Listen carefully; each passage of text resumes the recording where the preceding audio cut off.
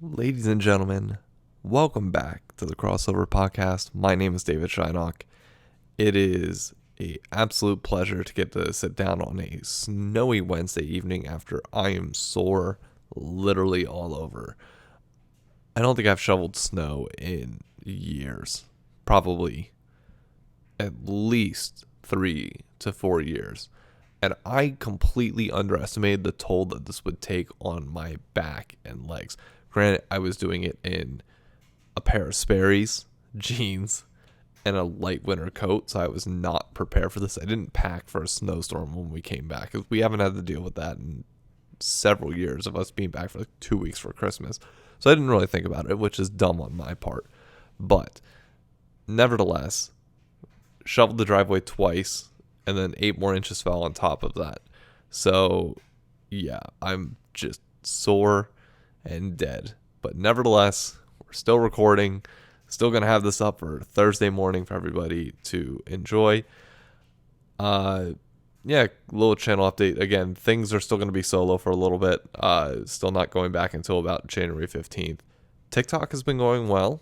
The last 2 videos are just under 100 views apiece, but generally speaking, we've been averaging close to, I'd say, like 500 views if you take everything and average it all together. There's a few videos which are pulling that average up a little bit, but it's been going well. I am excited to finally start diving into LCS TikTok content to see how that goes, because it was just recently announced that the LCS is coming back in a month. Thank God. This break has felt way too long. And I know COVID both speeds up most timelines, but also makes certain things feel further off. This being one of them. It has felt like the beginning of the season has taken forever to finally come around. And with the amount of changes and with everything that happened at Worlds, it just feels like it is very much kind of needed to come back to kind of regain some sense of normalcy, if there is such a thing as normalcy in 2020. But I digress. There are a ton of changes coming, and I'm curious to see the overall impacts, but I just want to go over these changes kind of individually before I expand out from there. So first, you have the LCS lock-in tournament, which is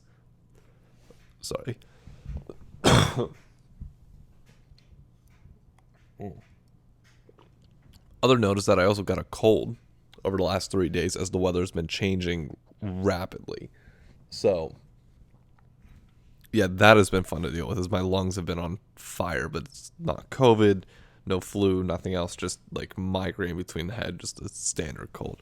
Anyways, LCS kickoff tournament, which is basically a group play format where 4 out of the 5 teams get out into a single elimination bracket, which I must say I'm incredibly excited for, in the sense that we finally get a chance for teams to get a little bit experimental with things and compete in an early season tournament for cash. Now, I hope that the $150,000 is enough to incentivize people to play at a high level. I do worry because technically the tournament is meaningless. So there's nothing other than money and bragging rights that you're technically playing for. And I mean, the season is going to be a long time through, so it's not like you need to hide any strats or anything like that. And that kind of feeds into the second point of the LCS format in general has changed. We've more or less gotten rid of spring split and made one long season. So it extends all the way from what I'm assuming will be February through August, culminating in playoffs there, but you'll still have an MSI tournament, which is like the mid-season.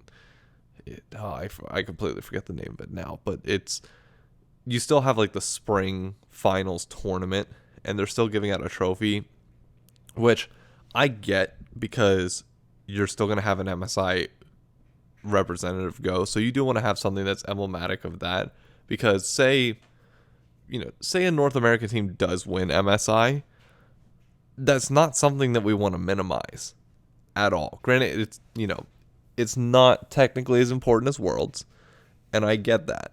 But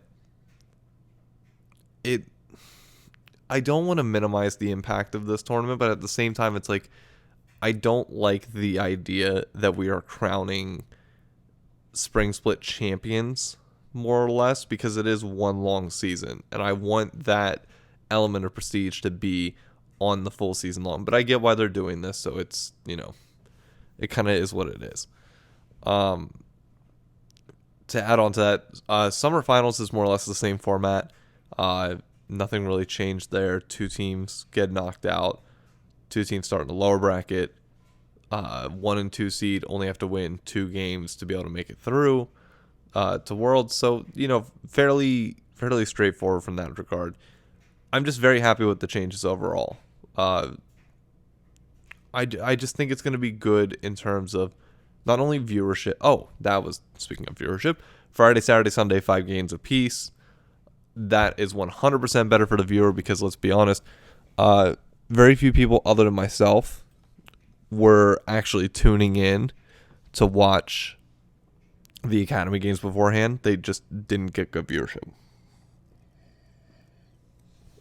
Now, granted, you are devaluing slightly the games that are going on pretty much every day because you now are seeing each matchup 5 times. So you'll have 2 round robins in spring, 3 round robins in summer. So technically you are seeing the matches more often, which technically does devalue them, but I still think they will carry more weight. And I think along that territory you will see I don't want to say more experience. You will see viewership be better overall. I think this is definitely the most viewer-friendly experience out of any major esport that exists. Sorry, when you compare it to Call of Duty, I'm not a fan of not having all the teams at events, but I don't know. I personally like the centralized league format. Maybe that's because I grew up with basketball, football, and everything else, so I'm pretty accustomed to that model. But I don't know. It definitely seems like League of Legends has the best format. Anyways, I'm kind of getting sidetracked on that. I am going to have to make this episode a little bit shorter today due to the fact that as you might be able to hear, my voice is a little bit more strained. Sorry. And the amount of projection that it takes to do an episode like this, for some reason I go through a lot more water. I don't know. There's probably something to that. I can't just kind of sit in the lower register. I feel the need to project and enunciate better. Anyways, I'm really getting sidetracked on this episode today. But then again, that probably comes with the territory of filming at 11:20 at night. Anyway, so, yeah, overall, a lot of good changes. I want to save my thoughts on the storylines coming into the next year and how I rank them for another episode when I can sit down and properly give it the time, flush out the thoughts, and give it the respect that it deserves, because I feel like the storylines are going to be very important coming into the year given all the changes. But there's one thing that I do want to say, and Commissioner Greeley actually briefly mentioned this point on Hotline League this last week, where Riot has a lot of work to do in terms of the broadcast desk, the analyst, and everything else to ensure that this season goes as well as it possibly can. The analyst desk and the on-air talent plays a massive, massive part of the season. You look at some of the things that happened with the LEC over the last 2 years. While the teams were great, 90% of that is on the talent. And I can honestly say, at the moment, I don't have the same faith to get the same level of content that we used to when it was, I hate to say it, but I don't know if Jat had that much influence on content. But when you think back to some of the skits that happened, I would say Jat was like 50 or 60% of the weight being carried there. You think back to the car emporium for which was like the lost bet for Dive versus Euphoria. I remember Jat being pretty critical there. The inner dialogue between the TSM fan was great. I don't know, there's just a lot of these moments where you look back. Jat stats, for example, was great with Jat. It was like I don't know, it's kind of changed ever since it left. Like, it became more of like I don't know, it just kind of lost its edge a little bit. But nevertheless, this year is very much on the talent to step up and carry some of the weight. I'm not saying we need to see, LEC Tronics or mediocre rap battle or that level of production, given all the issues that are going on. Now, when they're back in the studio, I'm going to start expecting that level again. Like, the entertainment value from the desk needs to be there in addition to the games. Like, that's 90% of the fun. When you look at the NBA Countdown and some of the other shows, I'm trying to think, you look at like Fox Countdown, it's what, Terry Bradshaw, Michael Strahan, Jimmy, is it Jimmy Grant? No. What is his name? Oh, damn. I'm forgetting. But nevertheless, they have a phenomenal crew there, which really keeps the entertainment flowing.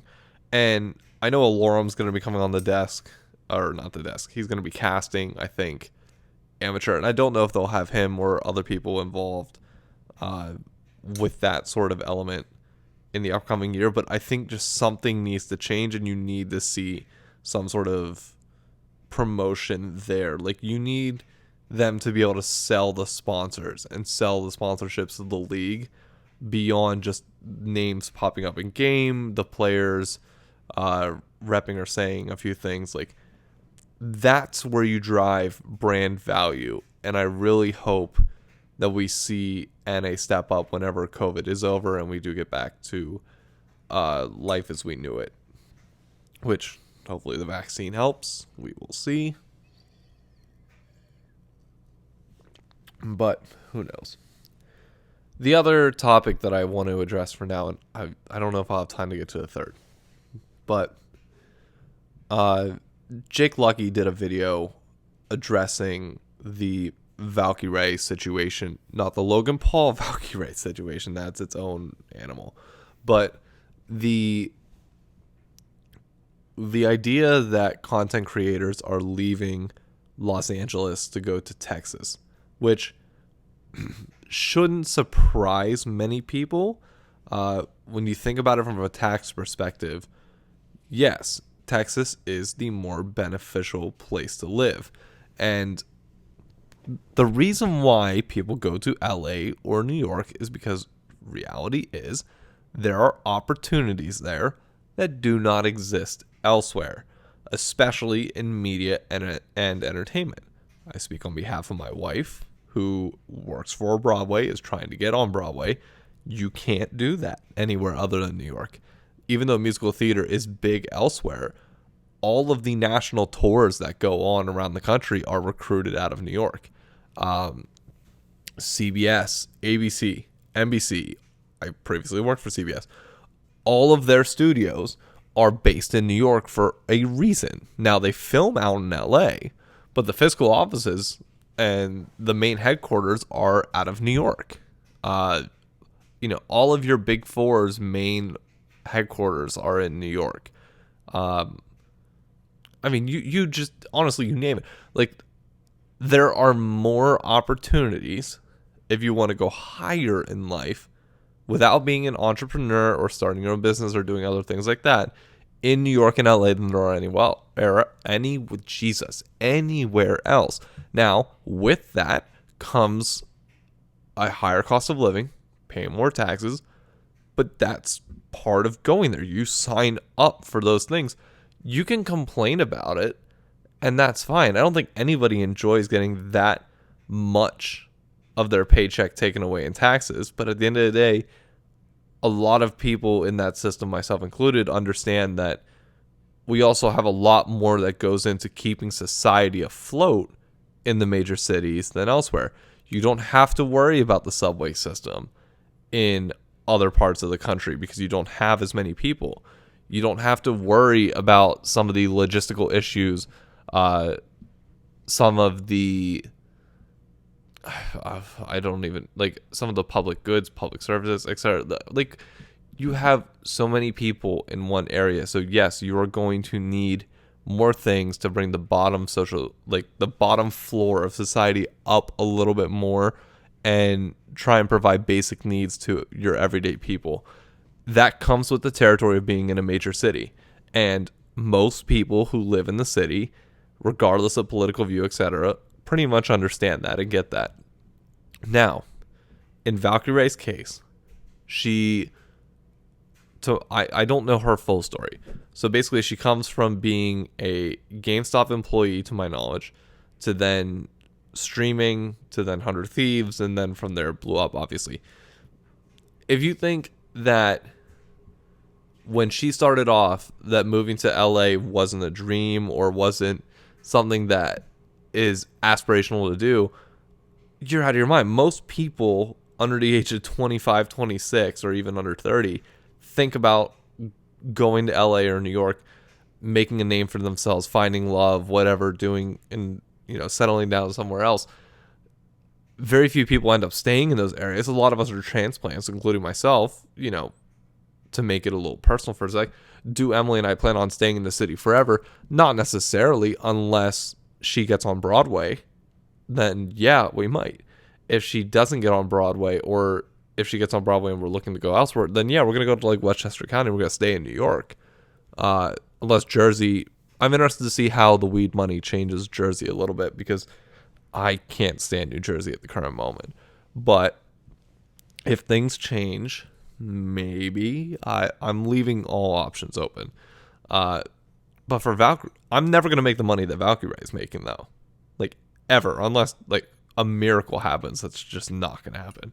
So she has the option to go to Texas, where she's going to make more money based on paying less in income taxes, can afford a bigger house in a nicer area. Granted, the weather's not as nice. Granted, the opportunities are good in Dallas, in Frisco, and some of the more developing areas. Are they as great as New York and LA? No, for obvious reasons. But at her stage in life, she can afford to do that. That does not take away from New York or LA. And anybody thinking that it does, anybody thinking that New York and LA are going to lose their status at the top over time,